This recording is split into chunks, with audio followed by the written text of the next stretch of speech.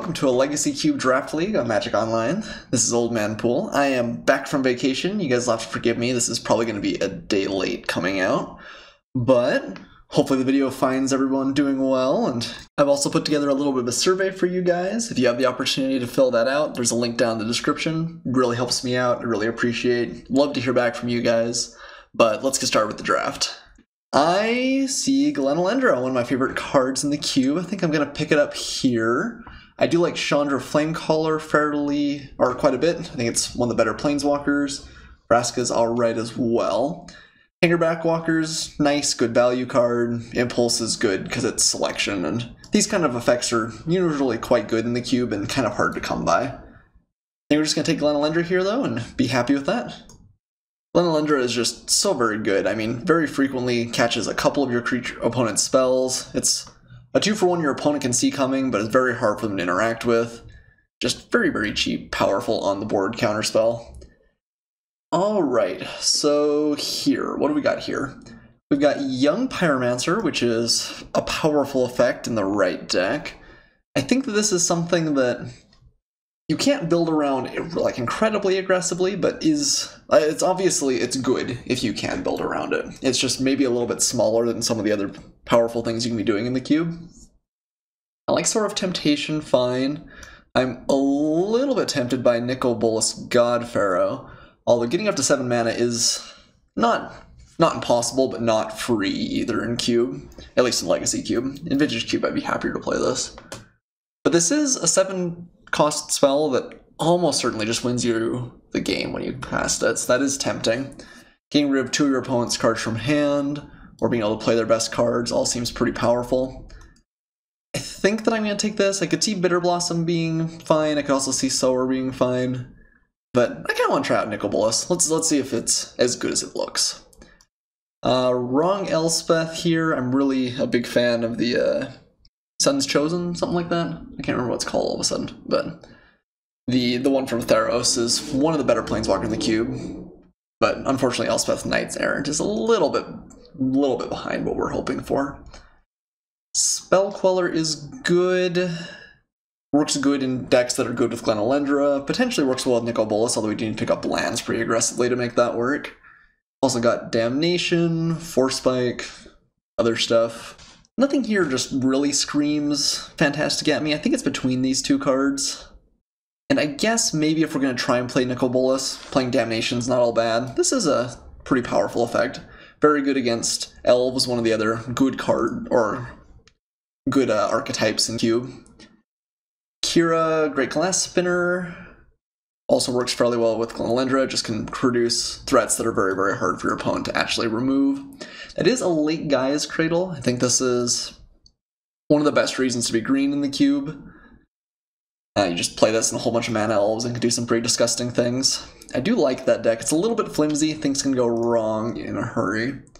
You take Creeping Tar Pit. That's just a quite good dual land. Also have Council's Judgment if we want to go into white. Kind of tempted to take the Tar Pit here. I could see Kira being correct, though. Yeah, I think we'll take the Tar Pit. This just provides a lot of high value. I like picking up dual lands when we can. That seems pretty good. Here we have Taxian Probe, Remand, other stuff. There's a Sun Titan. We've seen a couple of good white cards in a row. I guess I could just keep passing white. Phyrexian Arena is pretty powerful. It can kill you, especially in the more controlling versions. I think this is actually a better card when you're trying to be on the aggressive side. Play Hypnotic Spectre. That's not super exciting. Yeah, I'm not really sure what I want out of this. Remand buys us time, but that's only great if we're really on the offensive. I guess I'm going to take Phyrexian Arena. I'm not sure that's something that we're going to be overtly happy with in the deck, but having access to it's not all bad either. So a Johnny Vengeance, a fine Planeswalker, we could pick this up. I feel like we are just getting tons and tons of white signals, so maybe we should embrace it. We have passed a lot of good cards for it now. That may end up burning us in the long run. Could take Mana Confluence. That is, I think, a pretty reasonable land. Something, yeah, maybe, well, Johnny's good, though. I'm going to take a Johnny. Maelstrom Pulse. Merfolk Looter's pretty good. It's probably something that we want here. Buried Alive is a good payoff. Well, I guess not payoff, but a good workhorse for the Reanimator decks. Yeah, I don't think there's anything here that unseats Merfolk Looter as our most exciting card. We might be like blue-black base and kind of splashing for red and maybe white. Sarkhan's fine. Slaughter Pact also fine.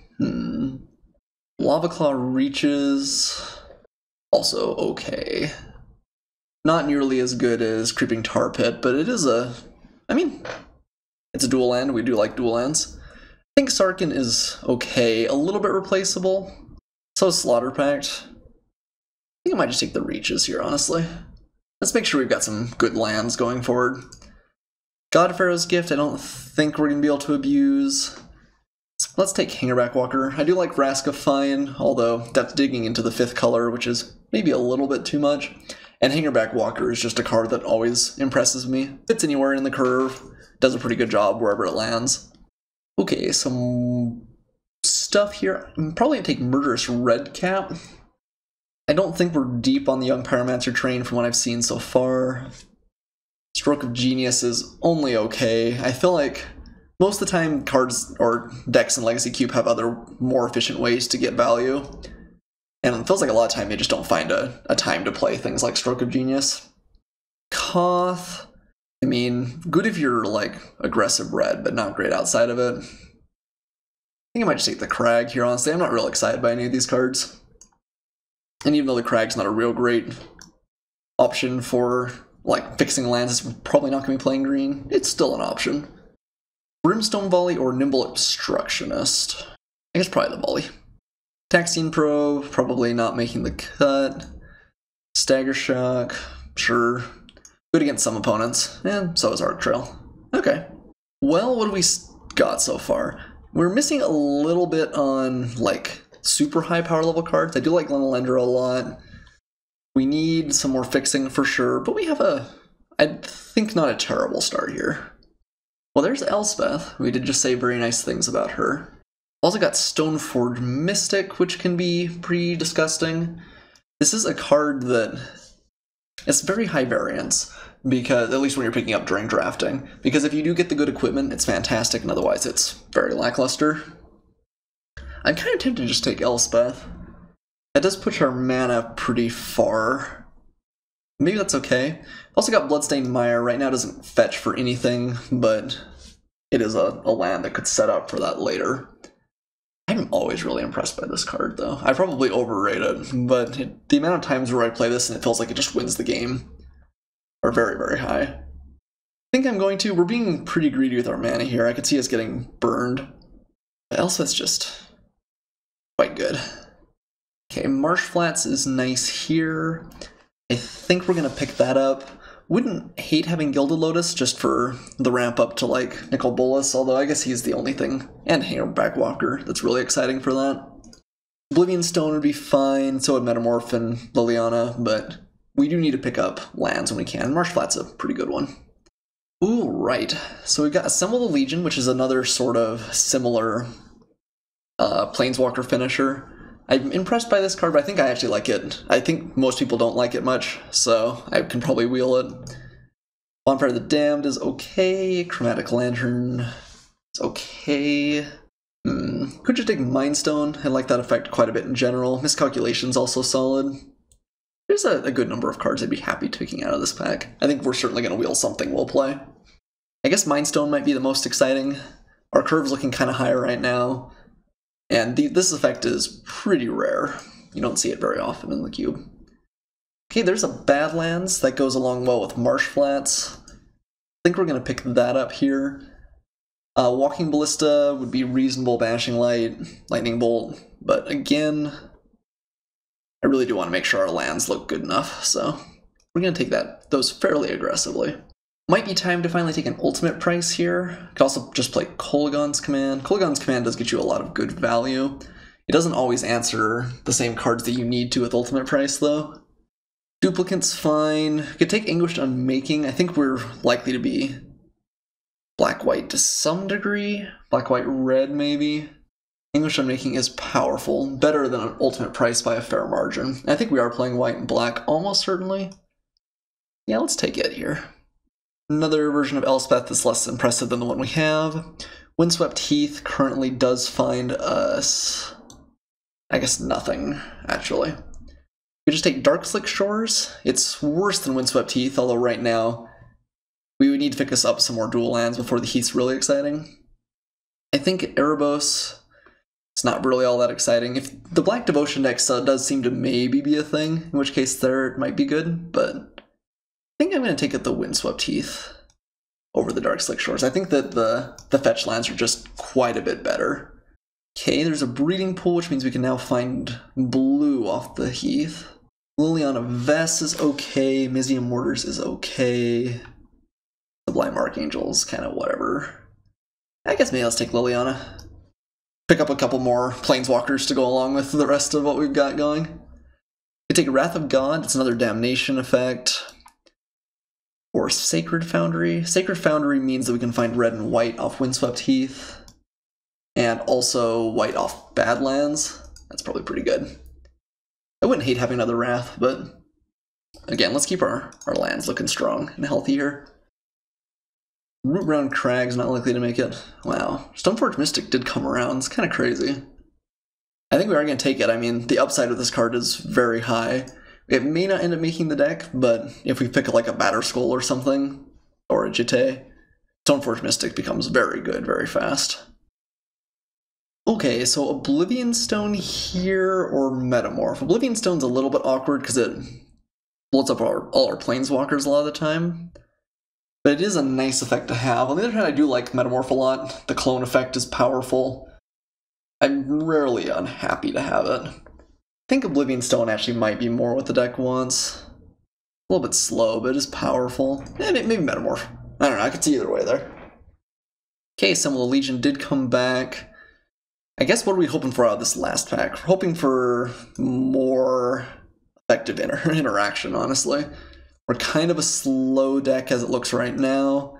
Some more like removal early on would be much appreciated. Take Spectral Procession. I don't think it's particularly great. Probably won't make the deck since we're going so many different colors. It's a very good card if you have lots of white sources, but I don't think we're quite there. Kolaghan's Command's kind of a nice late pickup. I actually might take Seeker of the Way. This is pretty good against some opponents as a roadblock, and I think it'll be more exciting than Crater's Claws in those matchups. Ooh. Well, I was thinking that we actually are getting to the point where maybe blue is just the least exciting thing we've got going on. We do have a Consecrated Sphinx here, which I think we're going to take. This pack's quite good. It's got Geist of St. Traft, which is great. Silumgar, Ancestral Vision, Sulphur Falls, Splinter Twin. But Sphinx is very powerful. I'm a little bit worried we're too high up on the curve and we won't be able to claw our way back from being down if we play against an aggressive opponent. But I think if the game goes long, we're going to have a tough time losing with what we've gotten so far. Journey to Nowhere might be a good pickup with that in mind. Gets rid of troublesome creatures. This pack's kind of weak for us, at least. We've got Talrand, although not a whole bunch of cards that go along with it incredibly well. I think we're just going to take the Journey to Nowhere. Outpost Siege is fine, but again, I think we've got enough inevitability. We just need to shore up the early game a little bit. Well, there's Disc, but there's also Underground Sea. Yeah, I think we want that more than anything else here. City of Brass is worth considering as well. I think Underground Sea is just what we need, though. Ooh, Coalition Relic. Also Godless Shine. There's some stuff out of this. Coalition Relic is quite good. Lets us ramp up. Sometimes two mana if we need to. Yeah, I think that's probably just what we're taking here. I do like Shelldock Isle a lot. I guess Coalition Relic jumps over 4, and actually maybe it's a little bit slow since a lot of our stuff is at 4. Maybe Shelldock Isle is just a little bit better. This is I guess a lot of our, I don't know. I was going to say a lot of our lands come in tap, but not all that many. We also just take Godless Shrine. I think this is very close. I actually do think I'm going to take the Relic. This has really good fixing and very powerful, like, ramp, which are both things we want quite a bit. Dragonlord Ojutai is a nice card to fit in the deck, but I think we're just going to take Preordain. Yeah. I like these early cantrips that can really get your your game plan on the right path from the beginning. I think Sword of Plowshares is the pickup here. We do have Sword of Body and Mind, which is fine with Stoneforge Mystic. It's not all that exciting. I think we might be going for a slightly later game plan, though, which makes it a little bit worse. There's a Watery Grave here I would like, but Swords of Plowshares is pretty premium removal. And we do need interaction. Alright, out of this pack we've got Spirebluff Canal, Sword of Light and Shadow. I think is one of the worst of the options here. I think we're just going to take the Canal. We're 22 playables right now. Yeah, let's just keep that mana going strong, since we are playing 4 colors here. We definitely could get burned on not having the right mana. Plateau is great. It's something we can search up with Marsh Flats. Nothing else here all that exciting, but that's okay. Do need to pick up maybe just a couple more playables. I mean, you can play like a Taxine Probe, and it's whatever. We can play some of these random removal spells like Brimstone Volley and not be embarrassed by them. Okay, never saw anything to go along with the Splinter Twin, although it's kind of crazy no one's picked it up here. Sulphur Falls or Geist. I think again, we're just going to play for the slower, kind of later game bent to the deck. I guess Fiend Hunter may be worth considering as well, but with things like Damnation, I'm not sure we really want to have lots and lots of creatures. Let's take Sulphur Falls. Oh yeah, and this pack was bad for us the first time around, and it's pretty bad for us this time as well. I guess we could take Cloud Goat Ranger. It's the only thing I can think of that maybe would make the deck, although not real great. City of Brass is a pretty nice late pickup. Dungeon Geist also pretty good. Recruit of the Guard, does it actually grab anything we really care about? I guess it gets like Metamorph, Glenalendra. I guess there's some stuff. I think Dungeon Geist is still better though. Gideon Jura, perfectly fine. Elder Deep Fiend. I don't think we've got enough creatures to make that exciting, but that's alright. Okay, I mean, this looks like a mess of cards for sure, but I don't feel too unhappy about it, honestly. We got a lot of very powerful effects. Elspeth, Consecrated Sphinx, and Glenalendra, like, I think we could get there. I think we're going to cut the Phyrexian Arena. I think the life loss actually might be a liability. Didn't pick up anything for Stoneforge Mystic. We had a couple of opportunities to pick up the less good payoffs, but let those pass us by. We're just going to try and play a pretty controlling, kind of long-term deck here. We're at 23 playables right now. Don't like any of our white. Phyrexian Ragers, I guess, okay. Just on its own. Do we dislike anything we have in our main deck? Spectral Procession's pretty bad. I guess maybe we want Brimstone Volley. I think that's the best of our options. We could also just play Phyrexian Rager, which is fine. I mean, it's a card that can help pressure opposing Planeswalkers, which can be kind of nice. Although I guess Brimstone Volley, maybe the Rager's just better, actually. The Volley is better against some matchups for sure, but the Rager actually will trade with cards a fair amount of the time as well. Alright, I think this is the deck. Seems okay to me. I'm going to figure out my land real fast, and I will see you guys in a second. Okay, after playing around with it a little bit, I've discovered we have a lot of red fixing, actually, and we're a little bit lighter on everything else. So I'm actually going to cut Dungeon Geist or double blue for a Brimstone Volley in red, which is kind of nice. And right now, without any of our basic lands, we have 5 white sources, 6 blue sources, 6 black sources, and 9 red sources, not counting the Coalition Relic. I think we're going to add in 2 plains, 3 islands, and 1 swamp. Our mana is actually not as good as I would like it to be, given that we have a couple of double-colored cards. But the fact that we do have a couple of fetches hopefully will help us out a little bit. City of Brass is a nice workhorse that can fix problems. I skewed a little bit towards blue just because we have Preordain and Taxine Probe, and skewed a little bit away from black since we don't have a ton of things we need to play early. We do want to be able to play Damnation in some cases. That's going to be the hardest thing, I think. But I think we're okay. The mana is a little bit sketchy, but it is a 4-color deck, so I don't know how much we can complain. Alright, yeah, I'm excited for this. Let's put it together, and we'll see you guys for match 1. Welcome back for match 1. I think we got a keepable hand here. Have a lot of different colors of mana, which is nice, and Preordained to find us some action. Let's go ahead and keep this. Opponent is on the play here. Starting off with Shelldock Isle, one of my favorites for sure. So I think we're starting with Spire Bluff Canal here. That does mean that Lava Car Reachers in the future might slow us down a little bit, but that's alright. Glenalendra was a good draw. Spire Canal, and we're going to preordain here. Marsh Flats, do we need a Marsh Flats? I don't know that we do right now.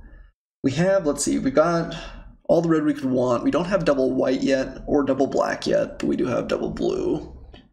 Marsh Flats could go and find us either a black source or a white source, but not both. We have Kolaghan's Command. Do I want either of these? Kolaghan's Command is a nice interaction, but my opponent's playing Shelldock Isle, so less likely we'll need it. Next turn I would like to be able to play Mind Stone. Maybe I do just grab the Marsh Flats. I kind of want to just bottom both, though. Yeah, I don't think either of these are really doing what we need them to.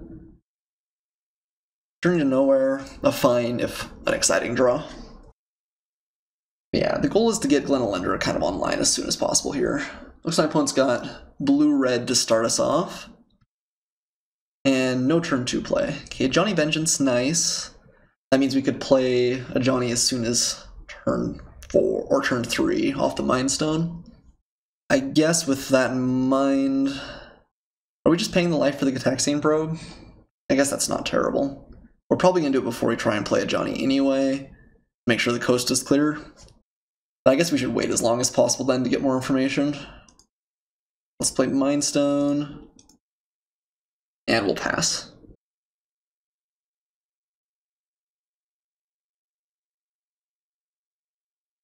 Look at my opponent playing basic lands. Pfft, what even is that? Okay. So let's Gataxian Probe right off. See my opponent's hand and what they're up to. Alright. Stuff, shall we say.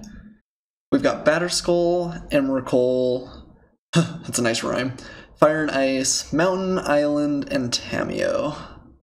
And we found Underground Sea here. So we need to play the Sacred Foundry untapped. We're going to use a Johnny, I guess, to hold my opponent at bay. We could just play Glenalendra, although it just dies to fire in that case, which is pretty rough. We would like to keep up Glenalendra to keep my opponent from playing Batterskull and Tamiyo. We don't have danger of that quite yet. So yeah, I guess the play here is just a Johnny Vengeance. Would like to pay the life.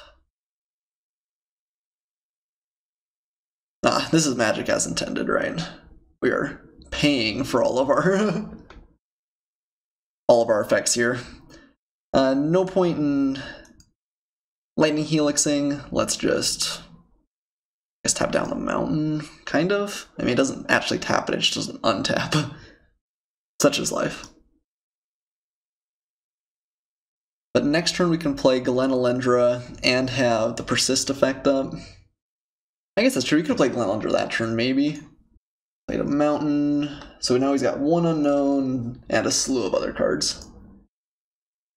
English Unmaking is not bad. Yeah, I guess double blue is more likely to get used than double red. I guess let's hit one of these islands. Play Glenalendra. Making sure to leave up a blue source. Definitely possible that this just gets fire iced, but we'll still have one effect up to interact after that. I think if I'm my opponent, that's the correct play. In which case, okay, yep. Rest in peace. Glenalendra gets to come back, giving us that sweet 2-for-1 just kind of inherently. So my opponent does have a land, can play either Tamiyo or Batterskull, but either of them will get countered by Glenalendra. Not willing to play into it. Fine by me. Murderous Redcap doesn't do anything for us right now. I guess let's play the Lava Claw Reaches. And, I mean, we're working our way up on a Johnny Vengeance. If this ever gets to 7, we just blow up all my opponent's lands. It's pretty hard for him to win from that point. My opponent does have to start applying some pressure. Yeah, I don't think we're doing anything though. Let's just keep waiting. Yeah, oh, I should have swung with the Glenlinger. I don't think there's much of a risk in and swinging there. We'd miss out on 1 point of damage, but maybe not that big of a deal either. Okay, Tamio seems okay to me. Let's just counter this. Anguished Unmaking on the Batter Skull might be the play next turn. Do we pitch the Mind Stone at this point? I kind of feel like we do. Maybe we should have done it before. Although I wasn't positive that we wouldn't want to cast Anguished Unmaking on the same turn. Okay, Liliana's not bad. So let's keep tapping my opponent's stuff down. How much does Emrakul cost? I should look this up. So Emrakul currently is costing 11. My opponent's going to play an artifact, so that'll bring it down to 10. It's still quite a ways away, though. So let's tap down one of my opponent's islands. And I guess play Liliana Vess. I don't think we need to keep up the Anguished Unmaking.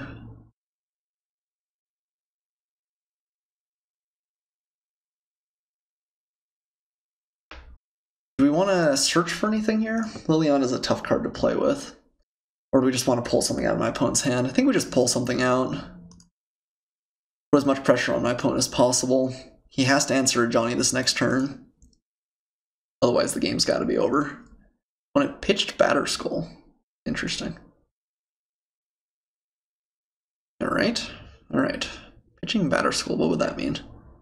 Trying to set up for Emrakul, I guess? Well, I've never been able to ultimate a Johnny before. Can't imagine my opponent wins with it. But, I mean, alright. Rest in peace. Okay. Well, not a real noteworthy game. I mean, Glenlinger did a good job of buying time, and we took over with Planeswalkers. But, cool. We got to ultimate a Johnny. Never done that before. Opponent is playing blue-red specifically, just kind of, like, value. Blue-red sort of good cards. Dungeon Geist would be okay. I think my opponent's probably got a lot of removal, though. That makes it a little bit less exciting. Brimstone Volley wouldn't have actually very effectively taken care of anything my opponent had. We may have enough time to let Phyrexian Arena really get us good value, though. Opponent may not be beating down that aggressively. Let's do that shift. Adds in one more double black, which is a little bit rough. That might be a consideration. The main reason we were playing Brimstone Volley is because it's easy on our mana. We could play just Spectral Procession. It's likely to be kind of expensive, but the fact that you can't pay it with colorless is kind of nice. Sure, maybe let's do that. Alright. I don't think Spectral Procession's ever going to be real great, but I think it's less likely to really hurt us too. Okay, this hand is pretty okay. Can we get blue from Windswept Heath? I don't think we can, actually. What can we search up?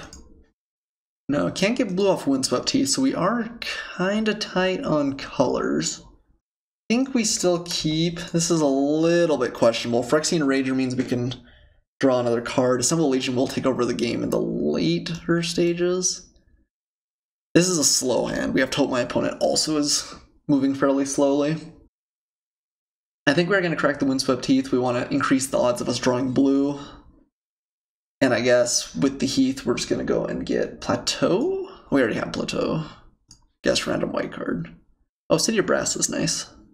I think we still crack the Windswept Heath just because I want to pull lands out of the deck at this point. And I guess we're getting like Sacred Foundry then? Yeah. Not going to pay the life.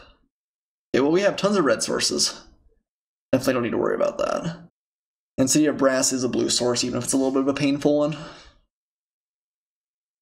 Opponent not doing anything on 2 again. Ooh, a Johnny was a good draw. That means we're going to get to curve 2, 3, 4, 5, which is sweet.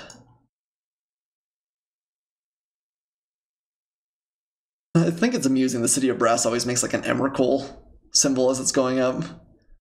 I think it's fairly likely that the looter just gets shot by something here, but if not, I'm happy.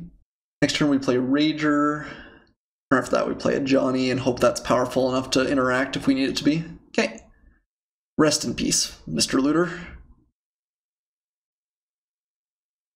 Ooh, Mind Stone doesn't actually change anything, I don't think.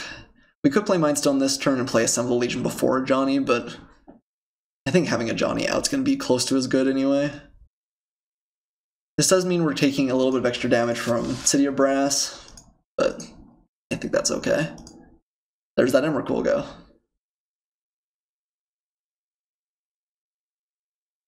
Okay, Lava Claw reaches. Not an exceptional draw, but not a bad one either.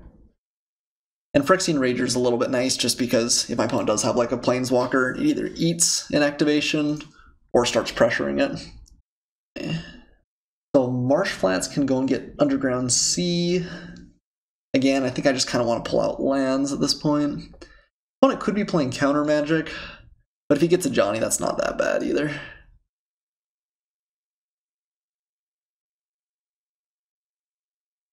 Okay, let's get in there with our Rager.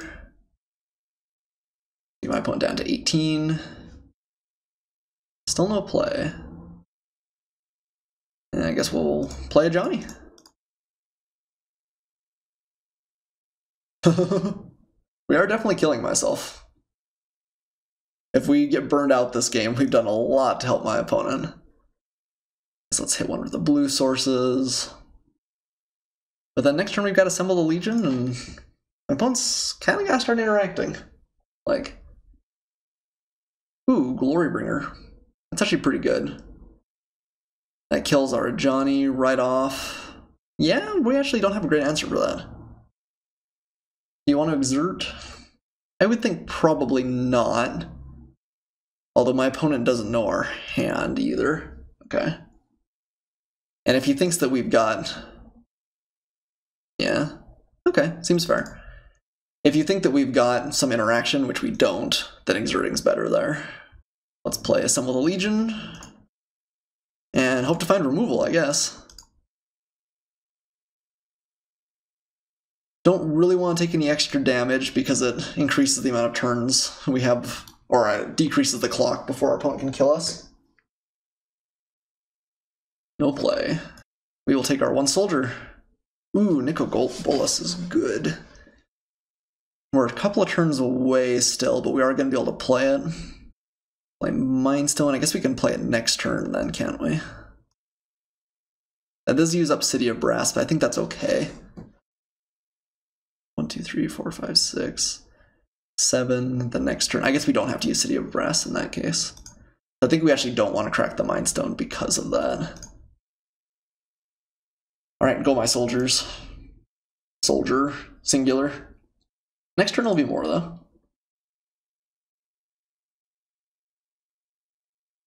Okay, I imagine it's not exerting this time. We go down to 9. Play Nicol Bolas. My opponent, I wonder if he's just been like really flooded this game. It just feels like he doesn't have a whole lot going on, honestly. Nothing. Okay, well, Counterspell's bad, but I don't think we can really play around it. Let's get in with our soldiers.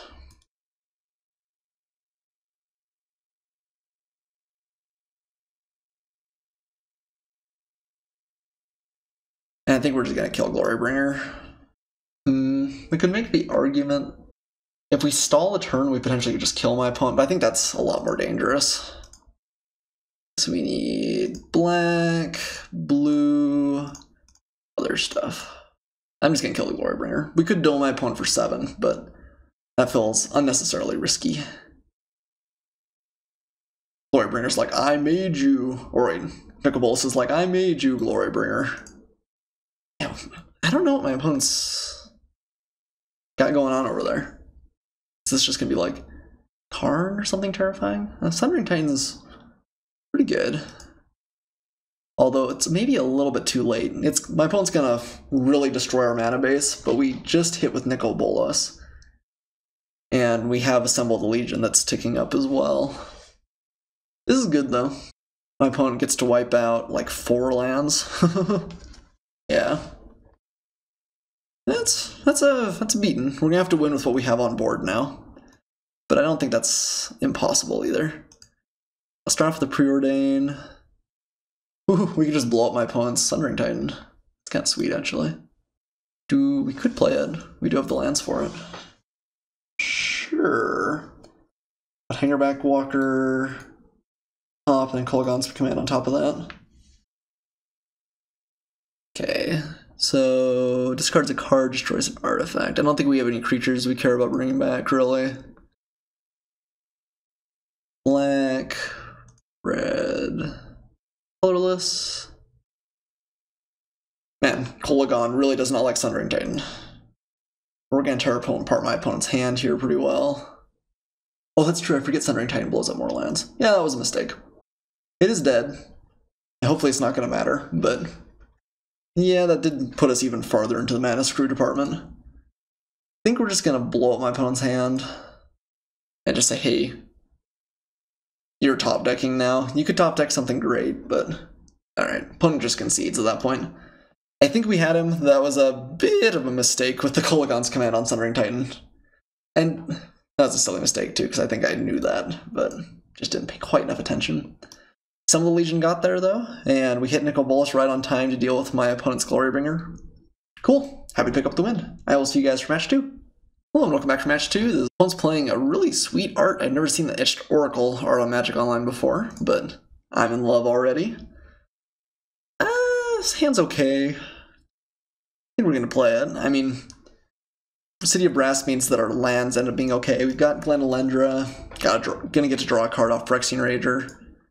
This hand could go a bunch of different good ways. Don't have anything real insurmountable for my opponent to deal with just yet, but I feel okay with this. So I think the plan is going to be Mindstone turn 2, Phyrexian Ranger turn 3. Ooh, okay. So we were playing against the Elvish ramp deck, I imagine. Doesn't change things too much. Glen Elendra can be very good against this matchup. If they just ramp up to like Crater Hoof, it still kills us. But if they're doing something like... what's that card called? Natural Order, then Glen Elendra's pretty good against it. Okay, my opponent doesn't have a like crazy fast start, but not looking bad. He's gonna have 6 mana available next turn. Preordained, we can cast that in addition to the Rager. That's kind of nice. One nice thing about this matchup is the points of damage from City of Brass are unlikely to matter a ton. Assembled Legion can be okay. My opponent does have a lot of different... My opponent probably is likely to have a lot of different trampling threats, which means Assembled Legion gets less good. But it does provide inevitability. And against some of my opponent's threats, it's pretty okay. I think we just want more interaction, though, honestly. I think we're going to bottom both of these.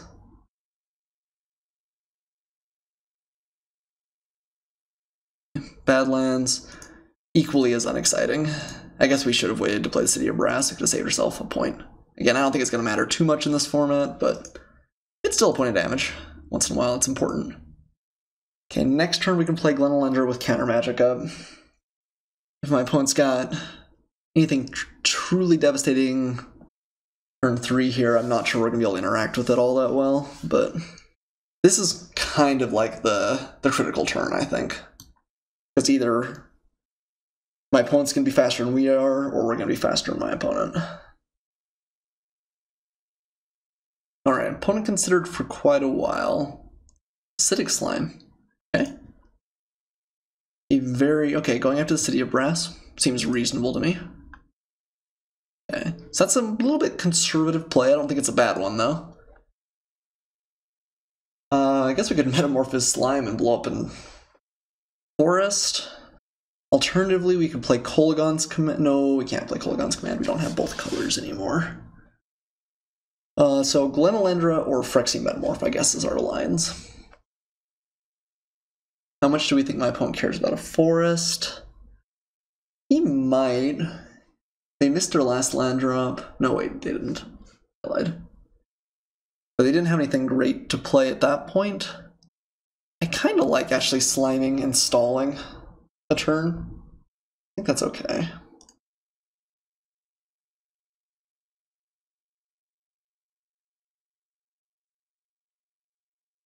we'll swing with our Rager. Because chances are, if my opponent didn't have a great play last turn, he may not have a great one this turn either. Okay, Nissa is fine, but not like crazy fast either. This is a, what's that card called? Borderland Ranger? Something like that. I mean, eventually it will flip and gain more value, but at this point it's just okay. Ooh. So losing City of Brass was pretty painful.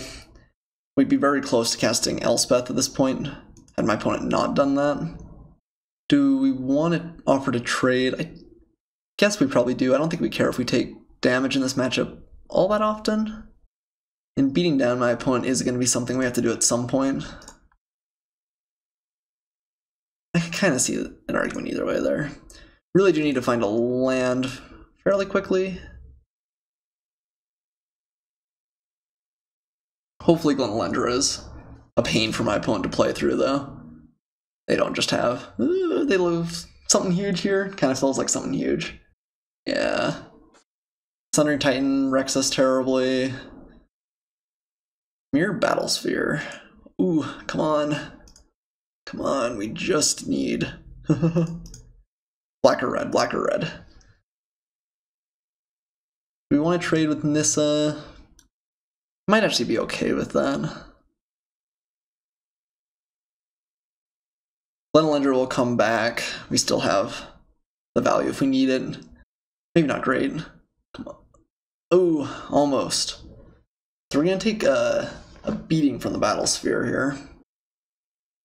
Definitely going to play the Canal, though. Not going to crack Mindstone. Just going to try and wait my opponent out. And I guess we should swing with Glenalendra since we're not leaving her back.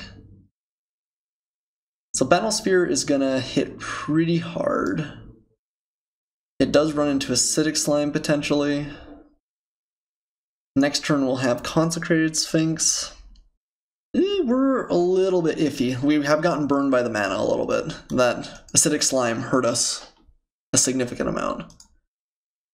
I imagine, not coming with the Battlesphere. Does that mean he's working up towards Craterhoof? Very possible. We could cast Coalition Relic and Kolagon's Command. Or Consecrated Sphinx. My opponent, if he's got another lands, can Craterhoof next turn. Actually, Kolagon's Command would put him off at one more turn. Yes, Sphinx we're losing. Or if we play Sphinx and he's got Craterhoof, we lose. He doesn't have Craterhoof, Sphinx is a better play. On the other hand, we play Coalition Relic, we get started with Elspeth. I think I need to Kolagon's Command here. So 2 damage to a creature or player and blow up an artifact. Okay, there we go. Last option. So artifact to destroy, creature to shoot. Black, red. Actually, I guess we should play the Coalition Relic first in case he has something in response. Okay, and blow up that artifact, kill off that elf.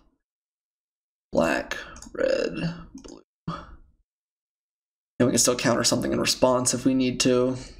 That hopefully buys us a little bit more time. Beast Within on the Relic. That's unfortunate. Yeah, we want to trade Glenalendra for Beast Within. The problem is he's doing that because he's opening up. Yeah, I guess not. That's unfortunate though, because that means he's very likely to be able to play something like Natural Order next turn. In which case I think we're pretty likely to just be dead. Can't do too much about it though. I think we played this game alright. I think that the critical thing was my opponent just didn't have an answer for City of Brass, and that slowed us down a little bit. Yeah. I have to think. Ooh, something else big? Hornet Queen. Interesting. Yeah, my opponent's making a lot of tokens. That does kill us. It takes a little while, but it does kill us. I guess we're playing like Consecrated Sphinx, hoping to find Damnation maybe at this point.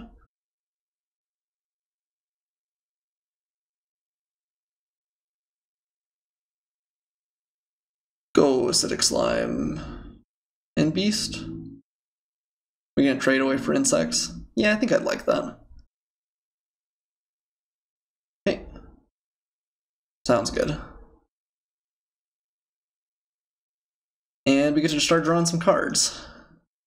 We still die to a whole host of things. Source of Plowshares is nice. That means we die to a few less things. Okay, getting in for 4 damage.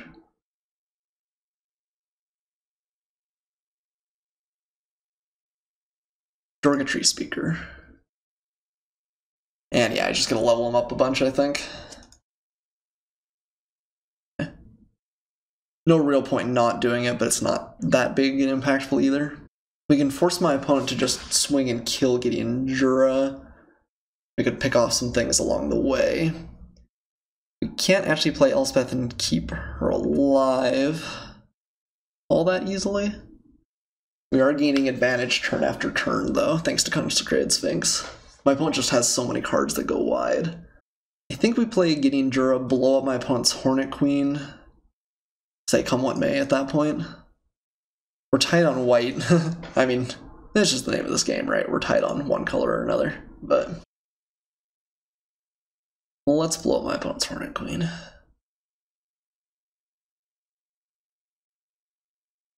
That'll buy us a little bit of time. And again, time is money here, because Consecrated Sphinx draws us cards. Liliana Vess can search up Damnation. Nice. And then Elspeth and Liliana can probably tag team to finish, although we do need another black source. Okay. Coming in with the Force. So we could keep Gideon alive by trading off Glenelendra. I think I just kind of want to keep her at all times, though. I don't think Gideon matters that much.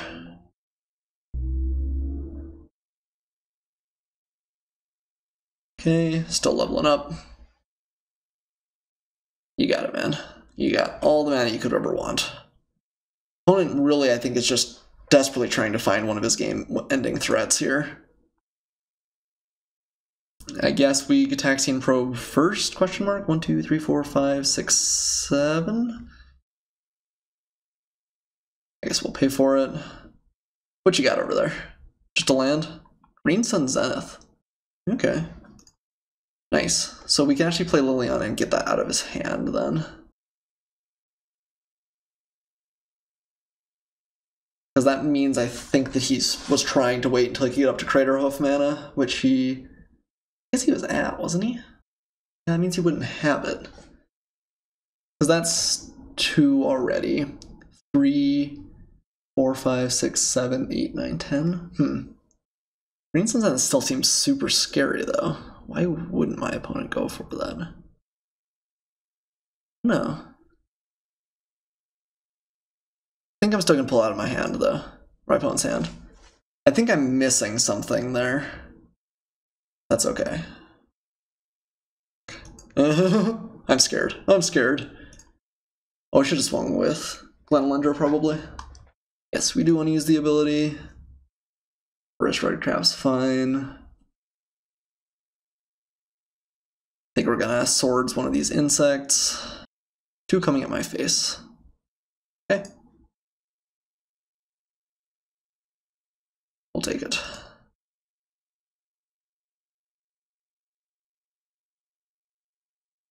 Actually, we just drew the Damnation naturally. So we could blow up everything. It would save us potentially from Craterhoof coming down. It does mean we're gonna stop drawing lots of extra cards. Maybe that's okay. Yeah, I kind of like that as an insurance policy, just removing all of my opponent's stuff. We still have Anguished Unmaking if we need it.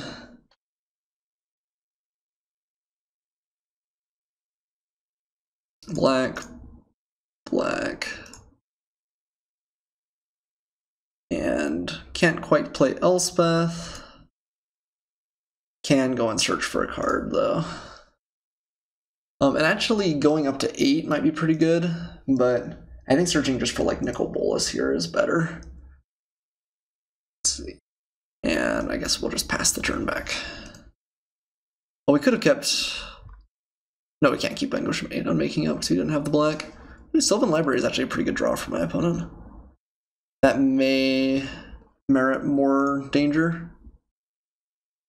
Let's play the Nicol Bolas here, though. Black, red. Let's keep up English Unmaking.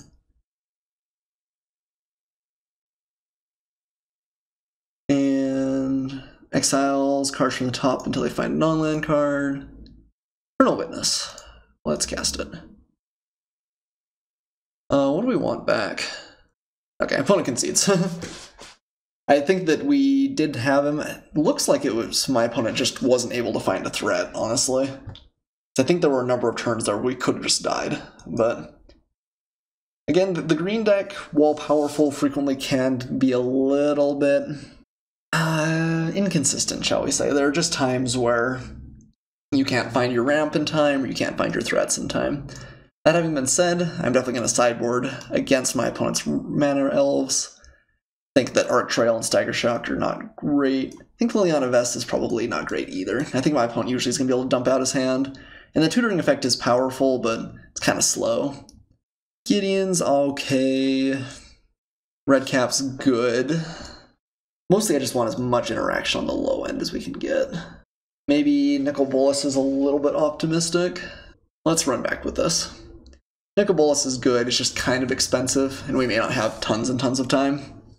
It is worth noting I've used up a lot of my clock in that first game. I think we played it well, but we did play it slowly, so might have to pick up the pace just a little bit. Damnation's great though. We have Merfolk Looter and Arc Trail. His hand I think is quite good. Blood Crypt. Alrighty. That's a surprise. Definitely a surprise. Yeah, crazy. Yeah, just the random black-red splash in the mono-green deck. Green Sun Zenith for 1. Probably gonna get like Birds of Paradise, something like that. Llanowar Elves. Green Sun Zenith is a really good workhorse in this deck, because when you need it to be a big threat, you can. Tree Speaker. So, do we just try and save up for Damnation, or is that too late? We could just play Arc Trail here, and kill off the Tree Speaker, make sure my opponent doesn't do anything too fast. I think that's okay. And then maybe save the Merfolk Looter for post-Damnation. Oh, oops. We should have mixed that up. I clicked in the wrong order. That's okay.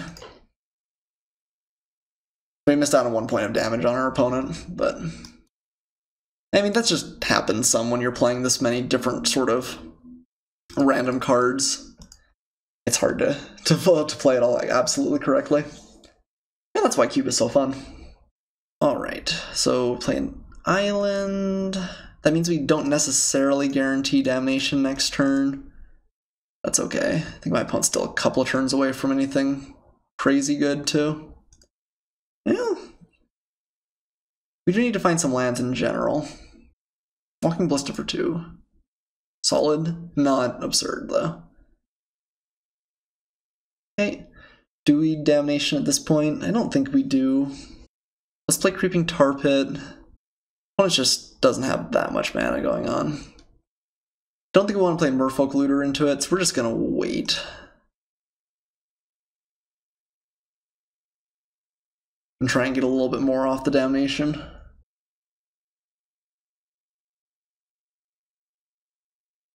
Acidic Slime. That's pretty good. Probably blow up the Tar Pit. Maybe Badlands. No, Tar Pit.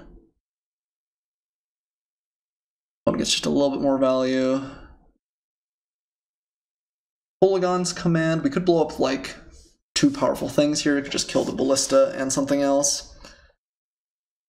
Or we can just Damnation and get everything off at once. I think that's okay. And then next turn we play Merfolk Looter or Gideon Jura if we find a Plains.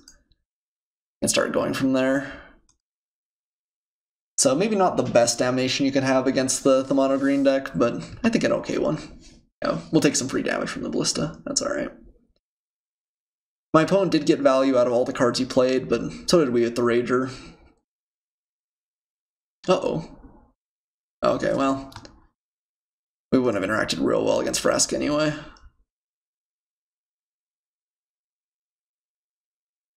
Murderous Redcap. I think we just have to Anguished Unmaking, unfortunately. It's a little bit slow, but... yeah, I guess my opponent's just sort of a more mid-range green deck. Like, maybe just not playing the really huge threats and relying on things like Vraska and Hornet Queen to get the job done.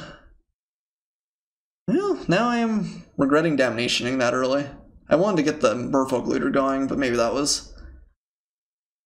yeah, it's looking like that was maybe a little bit... what's the word? I got ahead of myself a little bit.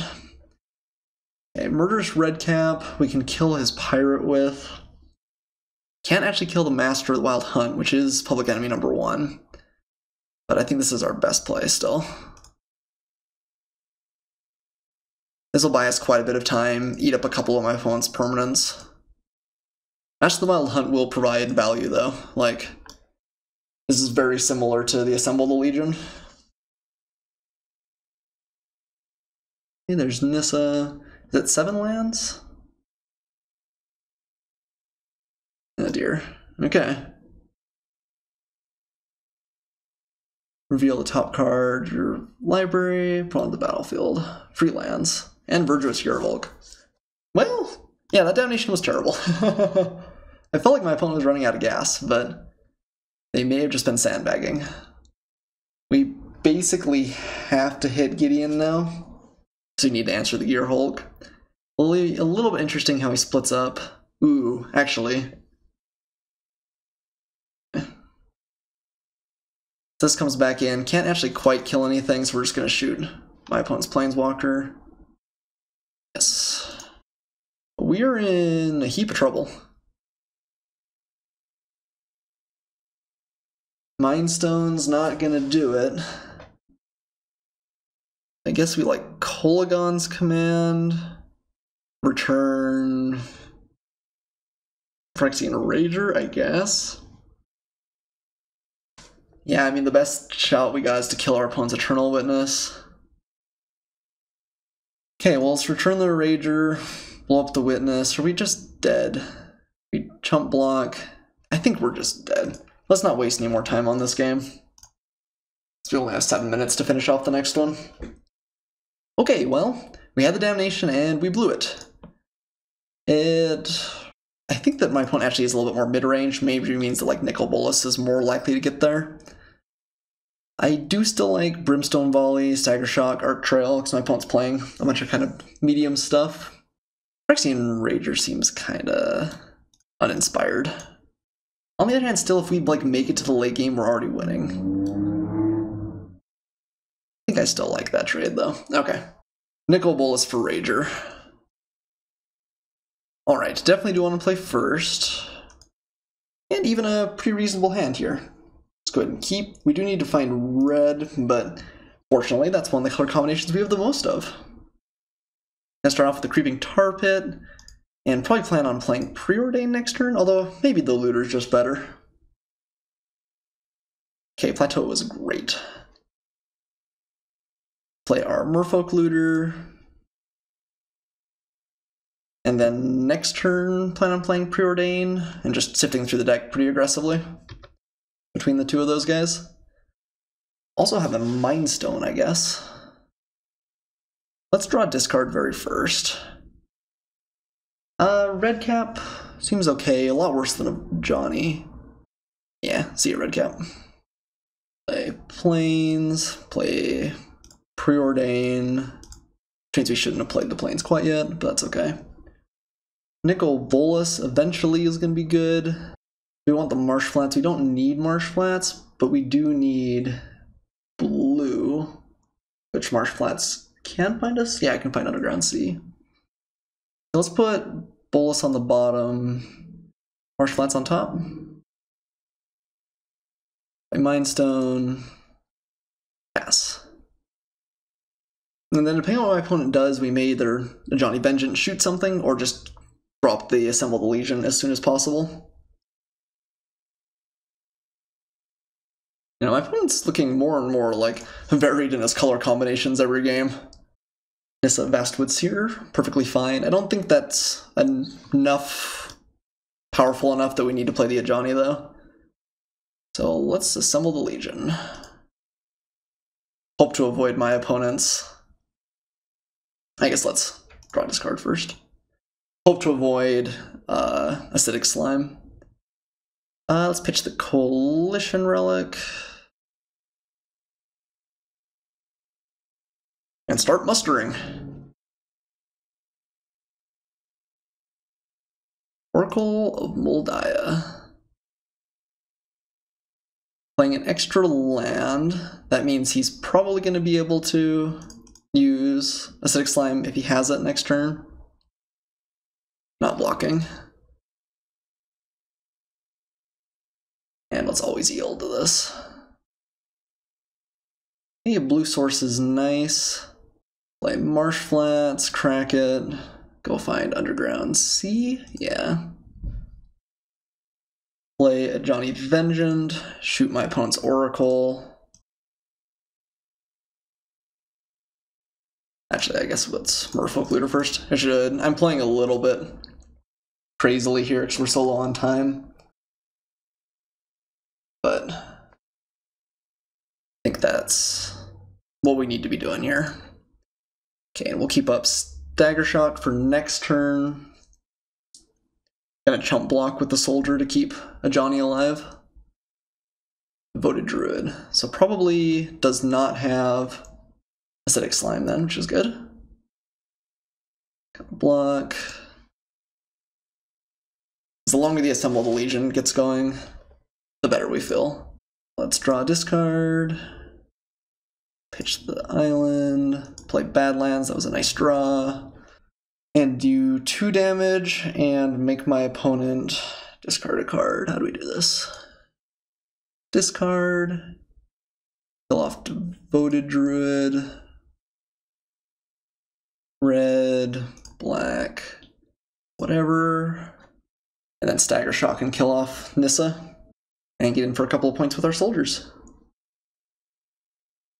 We'll make it so that forest doesn't untap. Cool. Oh, oops. Ah, darn. Clicked through the turn too fast. Alright, Tree Speaker. Gonna level it up into a considerable force, it looks like.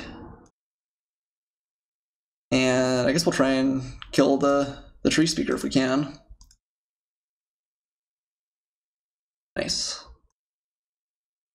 Keep his forest from untapping. This doesn't have trample, does it? No. Okay, let's turn the Creeping Tar Pit into a creature.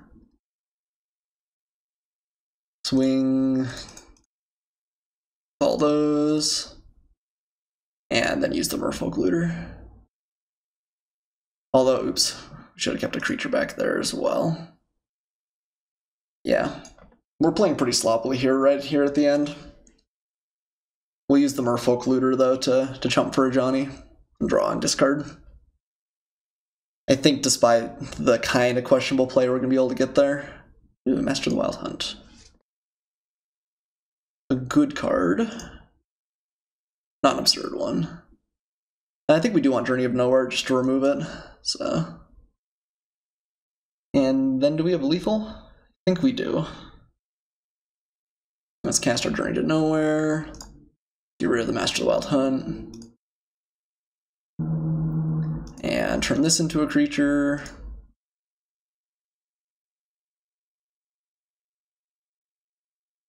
Swing with the Force. And then we've even got Ajani back up, but I think that should be enough. Whew. So a little bit tight on time there at the end. Yeah, we played kind of questionably. But we were able to get the job done. Assemble the Legion showed its worth, and managed to dodge the Acidic Slime one more time. Okay, well, cool. 2-0. See you guys for our third and final match. Welcome back for our third and final match. We won the dice roll. And we gotta keep... Yeah, it's a little bit light on lands, but hopefully Merfolk Looter can get us going. My opponent's got removed for the Looter. It's a little bit awkward, but... I'm gonna try and play a little bit faster this game too, because we definitely came down to the wire in the last game. It's the problem with, well, not really a problem, but a side effect of playing Cube. Ooh, just Mountain. Is this the mono red deck that we're all terrified of? Might be. We might be able to tell based on whether the Merfolk Looter gets vaporized or not here. I'd really, really like him not to kill it. Double red. We do have good cards against mono red. We've got Hangerback Walker, Damnation, even Gideon Jura is okay if we get up to enough lands. But yeah, anyway, need to play a little bit faster. We've gotten a bit too close. No. Okay. So really need to find lands. That's a great draw. I think we are just going to play the Hangerback Walker for 1. I think that's okay.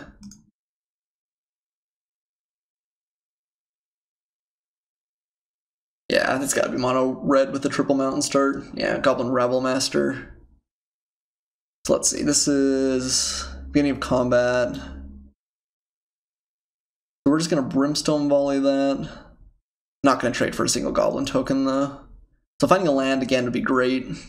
Lands are important. Okay, that's I'll take it. It's a little bit slow, but I will take it.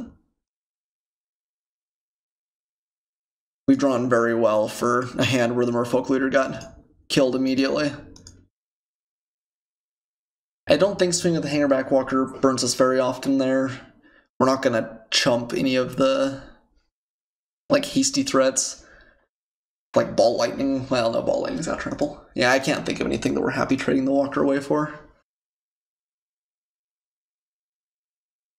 Okay, yep, take 1. So we're a long way off casting Gideon Jura, unfortunately, but it's looking like he's got a little bit awkward draw. Sacred Foundry is pretty nice. Not going to play Damnation just to get rid of a Goblin. Not going to pay any life. We're just going to wait here. And I will up the Hangerback Walker, which is nice. Yeah, looks like my opponent's just maybe had a really bad mono red draw. Really flooded. Okay. Yeah, we'll try and block here. He might try and kill this in response, in which case we only get 1 token out of the deal. But that's not horrendously bad for us either. Yeah. Stagger Shock. We'll take our 1 token and 2 points of life gain. Still trying to hit white kind of more than anything else. Phyrexian Rager's actually a great draw. Probably just gonna get shot, but meh. It draws us a card. Oh man, Coalition Relic. Why couldn't we have drawn that the other way? Okay. We're gonna leave the Thopter back because I'd like to trade it with the Goblin. And we're just aware that we're not winning this game on a damage race. We're going to win this game by running my opponent out of cards and taking over with Gideon Jura and Nicol Bolas. It's fortunate my opponent hasn't played anything like Koth here. We do not have a great answer to something like Koth.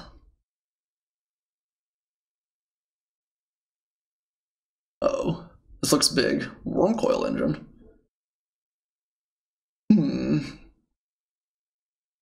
Well, we'll play Coalition Relic and Mindstone, I guess.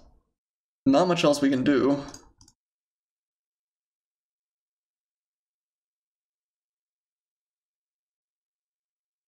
Gideon Jura will take care of the Wormcoiled Engine eventually, and then I guess we can Damnation up the Remnants.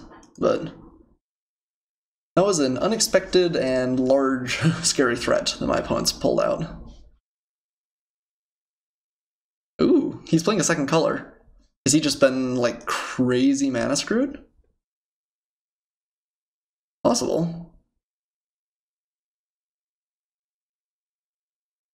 So let's see, we're gonna have 2, 3, 4, 5, 6, 7, 8. If we draw a land, we actually could Gideon and Damnation. And remove the Wormcoil Engine completely. Ooh, Keranos. That's a good card too. And not one we can really interact with. God of Storms. Put a charge counter on. I guess hope to find a land. Kolagon's Command's actually not bad, because then we can Kolagon's Command, blow up the Wormcoil, and then Damnation. Okay, let's get our free mana from the Coalition Relic. That black. It's Kolaghan's Command. Discard a card, destroy an artifact. And play red like that. So not an incredibly clean way of dealing with Wurmcoil Engine, but it does deal with Wurmcoil Engine. And my opponent's gonna have to discard hopefully something good. So let's see.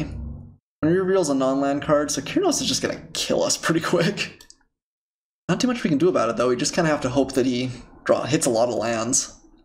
We have a 4-turn, I guess 4 non-land turn clock, quote unquote. Yeah, got a damnation here. With quadruple black, that's how you know. Okay. Next turn though we'll have Nicol Bolas. And if there's a card that can pull us back into it, Nicol Bolas is probably that card. Lightning Mauler's a little bit dangerous because if he has a creature, we're going to take a lot of damage this turn.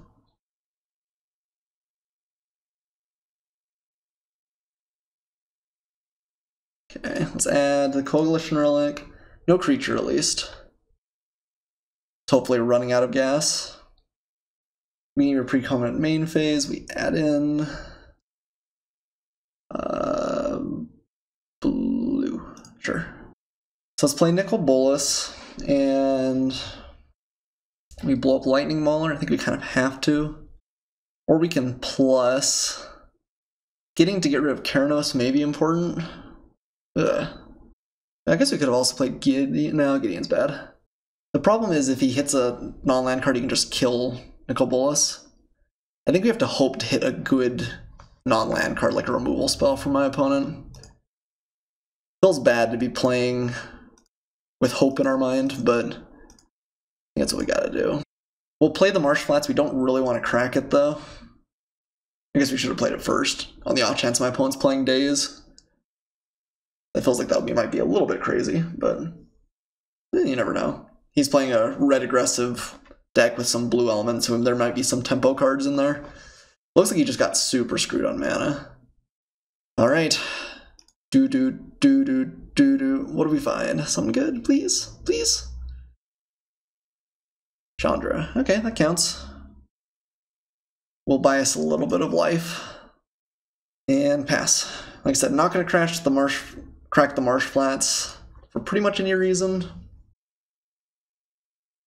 Okay, whew. Opponent missed with his Kyrnos.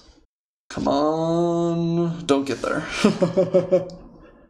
We really are playing at the mercy of the top deck here. Morph. Okay, it's going to pair with the Lightning Mauler, so we're going to take some damage.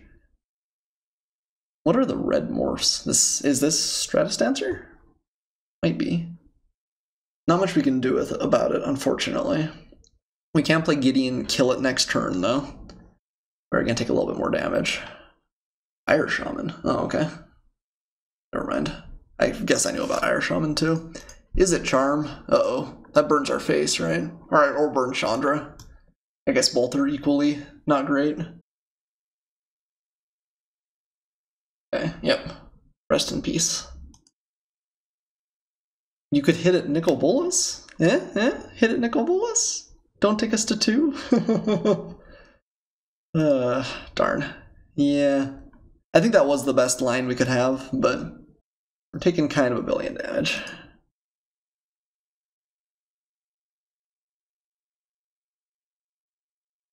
Okay. Darn. GG. That's funny though, it gives us the opportunity to redirect before the game technically ends. I wonder if, I guess... No, it goes on the stack. Wait, does it? I don't know. Opponent does look like he's playing a lot of creatures though, so I think we are bringing in the Arc Trail to Stagger Shock. Dungeon Geist is probably fine. If it eats removal, that's still okay. Actually, Spectral Procession maybe as well. We really just need to lower the curve. We don't have any great ways of gaining life. Phyrexian Rager I think is not great. And despite Nicol Bolas being powerful, I think it's just a little bit too slow. Liliana is probably also a little slow. How about Assemble the Legion? Assemble the Legion does give us like endless jump blockers. I think we're not in a bad spot to be able to steal these games. Maybe Probe. Let's do something like this. We actually do have a lot of pretty good interaction in the early game, and we've been able to fairly successfully sideboard to a smaller, like, cheaper game plan. We can still lose this game pretty easily, too. We take a lot of damage from our various lands. A lot of the cards we play can deal us some damage. Although I guess we have taken out the Rager and the Probe. Just in general, a really fast deck gives us some problems. Alright, would like to play first. Opponent took a long time sideboarding, which is interesting. Well, we don't have blue in this hand, but we do have 2 removal spells. I think we're going to keep. We'll use Windswept Heath to go and find, I guess probably like Plateau here. Well, I guess Sacred Foundry.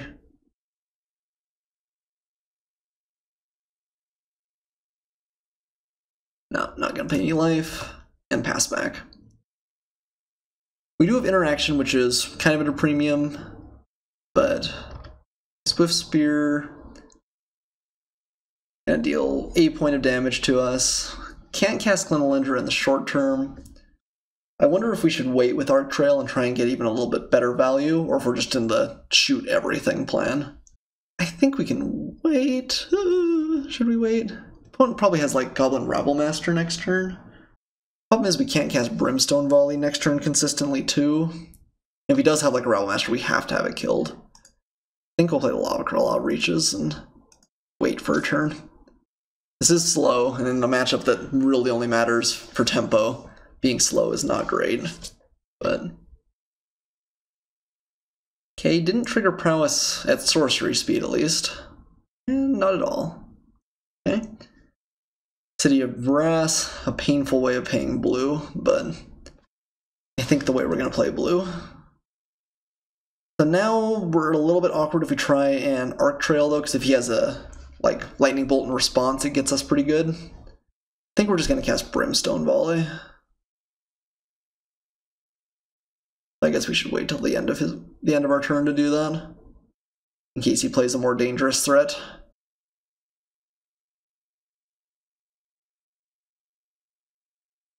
Okay, we are going to try and get rid of the Swift Spear here.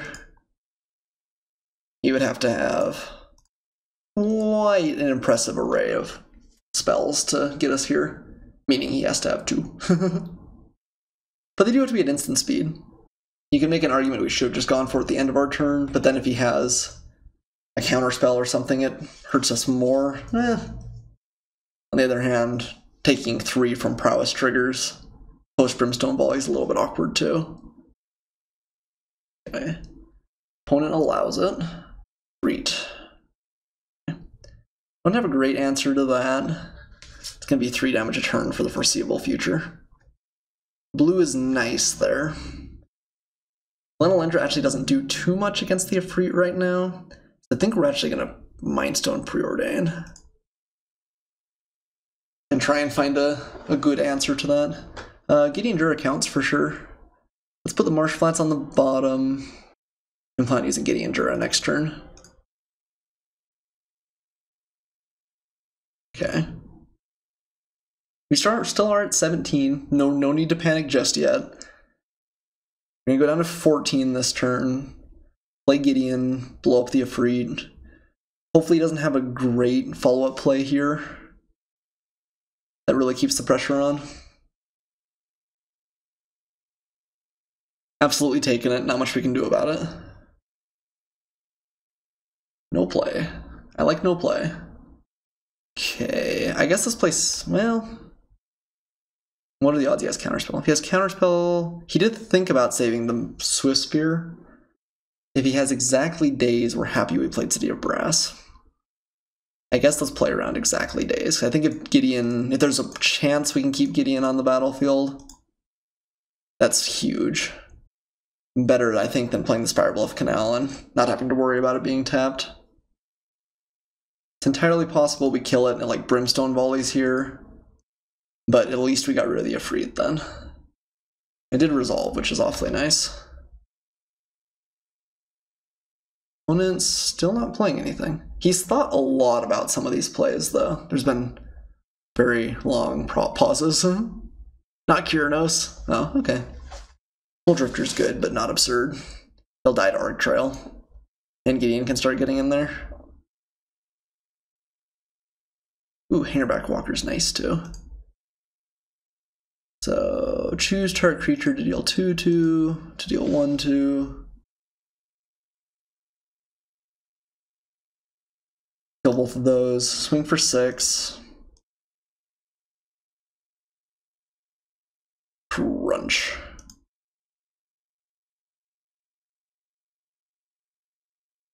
And I guess play Glenalendra, taking 1 point of damage. But then we'll have her available going forward to counter disastrous non-creature spells. And we have Hangerback Walker next turn for even a little bit of extra value. He'll come in as a 3/3, which is reasonably sized. Okay. Again, after thinking for a fair minute, my opponent is playing... tapping 1 mountain, tapping 2. Goblin Rabblemaster. Fine card. Not, like, absolutely knock your socks off. We actually don't have an answer to it right now. I mean, Hangerback Walker will be fine. Gideon Jura still puts a fairly quick clock on my opponent. And we'll just eat up this 1 goblin with Glenalendra here. If he had a removal spell, it'd be a little bit awkward because we wouldn't be able to block, but as it stands, if he's got some way to deal like 1 damage, that's not all that bad. Lightning Bolt to finish off what? Oh, okay, hitting Gideon. Down to 1. My opponent's got a way to kill Gideon. We look a little bit embarrassing. Okay, yeah, alright. Solid play, solid play. Gideon's dead. We have only a fairly small Glenalendra going. I guess let's play Hangerback Walker and hope this does the trick for us. Hangerback Walker for 3 is hard, I think, for mono red decks to deal with super effectively. Anguished Unmaking is a little bit awkward since it's can cost us 3 life, but I think we're pretty even right now. We still have a good shot. We have a lot of good draws. We can crack Mindstone if we need to. We still do have a removal spell if my opponent plays just an absolutely unbeatable threat like Kyranos. Okay, after another long period of consideration, my opponent has decided not to attack. Or, sorry, has decided not to play anything before going to attacks. This might be like the first time I play against mono red where my opponent times out. I think that I've probably gotten close to timing out with mono red because I'm talented at playing slow, but most people are better than I am. He's considering, I think at this point, if he wants to offer the trade, decides against it. Is it Charmed? Finish the job. Do we want to keep it more than we want to keep Glenalendra? I kind of think we do, actually. So let's just counter this. We do take 1 free point of damage. But if the Hangerback Walker lives, again, it just offers such a long-term problem for my opponent. Does my opponent have a follow-up damage dealer? If he does, that's fine. We'll still get a whole bunch of 1/1s out of the deal, which is nice. Opponent does seem to have drawn more lands than I think you're ever hoping to in an aggressive deck. He hasn't missed a land drop yet. And Collective Defiance. Okay, so that deals 4 to creature, 3 to me. And did he discard? Draws a card. Okay. Okay. Well, Damnation's not super exciting. It is a card, but only barely one. I guess we're least likely to want double white at this point since we've gotten rid of Gideon. And if we find Elspeth, I guess that doesn't do it either, because we don't have quite enough mana for it. I could just Anguish on making the Rabblemaster, get in for 3, try and win that way. That's a 4-turn clock. I don't think that's likely to win us the game. On the other hand, my opponent does have a lot of just straight up burn to the face. And us going down to 6 is pretty scary, but also just sitting and going to 9 is pretty scary. guess I'm going to Anguished Unmaking here. I mean, Lava Claw Reaches will hit next turn, I guess, in a medium way. Doesn't feel great. My opponent is, in effect, top decking. He's going to get 2 draws to find good action. Worst comes to absolute worst, we can Damnation and try and finish the game that way. I mean, Damnation and then Lava Claw Reaches. This will hit for how much? This requires 4. We currently have 1, 2, 3, 4, 5, 6, 7. So for 5 damage, so I guess we do have lethal technically. I guess that makes the play better. I think I like that with Lava Claw Reaches in mind. Lightning Mauler. No follow-up. Okay. So I guess we swing. We have to offer the trade, but that's alright. Finding the Badlands was nice because we don't have to activate City of Brass. But we do have, like, my opponent's staring down lethal, so he has to trade at least. He goes down to 5 here. Yep. Okay, it's gonna be close. It's gonna be close. As my opponent got the burn. He has 2 turns to kill us. Uh-oh, this looks huge. No, Wormcoil Engine. Oh, we're so close. Swords to Plowshares. No. I guess we just start chump blocking it. Still a ways away from finishing the game out, but I guess we might as well swing for 1. I don't want to have to use the Merfolk Looter to chump. Aw, man, Wormcoil Engine was a great draw for my opponent there. Yeah, we're gonna need something pretty good here, I think. Because he goes back up to 10. And Damnation is just such a agonizingly bad answer to the Wormcoil Engine. I wonder if there was a way earlier on if we could have saved the Gideon Jura. I did like playing Glenelendra there. Incendiary Flow, okay. A good draw, but my opponent's got a lot of burn in that deck. Like, there's only so much I can accept. Okay, well, we will pass again. Still not out of the realm of possibility that we can survive and hold off long enough. We do have Journey to Nowhere, Swords to Plowshares, main deck. Okay.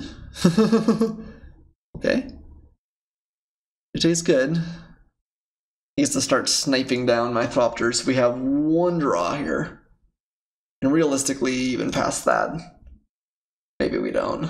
Ah, man, Jitte. Jitte sticking off the end of this Wormcoil Engine like a little pin. Last draw? Okay. Yeah, my opponent can just snipe it and go for lethal here, though. Well, unfortunate. I think we played those games okay, though. Sometimes the cards just don't line up for you. You'll have to let me know if you guys saw a little bit better of a line. But I guess the important thing is we're back. Sorry again that this video is going to be a day late, but hopefully it is still scratches the same itch. I think I'm also going to put a survey at the beginning of this video.